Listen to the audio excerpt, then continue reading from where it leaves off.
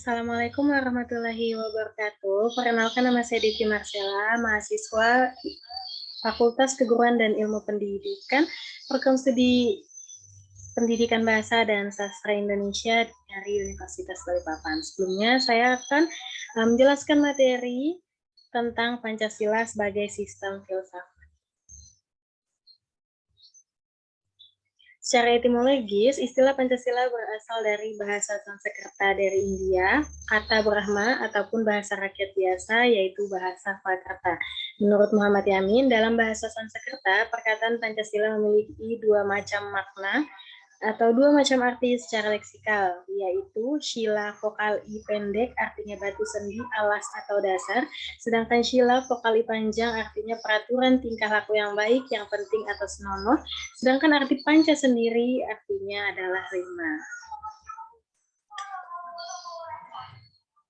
Sedangkan secara historis, pada tanggal 1 Juni 1945, dalam sidang tersebut Insinyur Soekarno berpidato secara lisan mengenai calon rumusan dasar negara Indonesia. Kemudian untuk memberi nama Pancasila yang artinya 5 dasar, hal ini menurut Soekarno atas saran dari salah seorang temannya, yaitu seorang ahli bahasa yang tidak disebutkan namanya.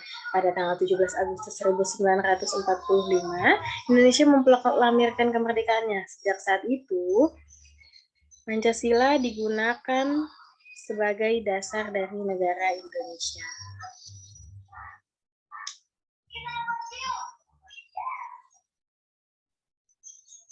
Sedangkan pengertian filsafat secara umum adalah suatu kebijakan hidup atau filosofia untuk memberikan suatu pandangan hidup yang menyeluruh berdasarkan refleksi atas pengalaman hidup maupun pengalaman ilmiah. Filsafat merupakan suatu ilmu pengetahuan karena memiliki logika, metode, dan juga sistem. Namun filsafat berbeda dari ilmu-ilmu pengetahuan kehidupan lainnya oleh karena memiliki objek tersendiri yang sangat luas.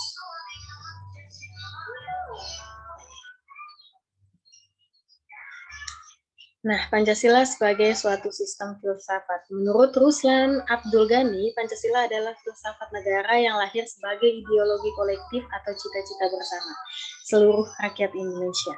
Mengapa Pancasila dikatakan sebagai filsafat? Hal itu dikarenakan Pancasila merupakan hasil perenungan jiwa yang mendalam yang dilakukan oleh para pendahulu kita, yang kemudian dituangkan dalam suatu sistem yang tepat.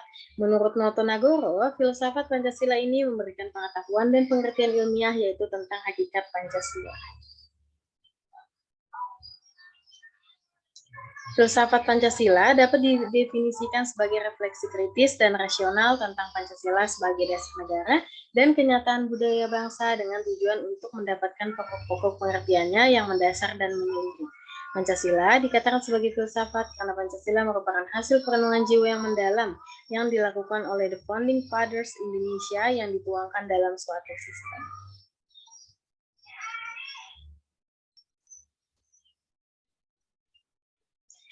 Dari apa yang telah saya jelaskan, Pancasila merupakan kesatuan yang tidak dapat dipisahkan karena dalam masing-masing sila tidak bisa ditukar tempat atau dipindah.